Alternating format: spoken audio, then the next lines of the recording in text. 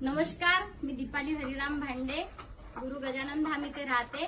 दरवर्षीप्रमाणे यावर्षी सुद्धा गणपती बाप्पाचं थाटामाटात आगमन झालं आणि आजचा विसर्जनाचा दिवस म्हणजे गणपती बाप्पाचा निरोप देण्याचा दिवस।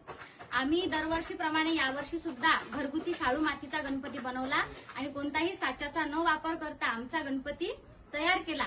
मी सर्वांना सांगू इच्छिते की पर्यावरण स्नेही असा गणपती आम्ही बनवला, तुम्ही पण बनवा आणि जेणेकरून त्याचं विसर्जन व्यवस्थित होईल अशा मूर्ती घरी आणा।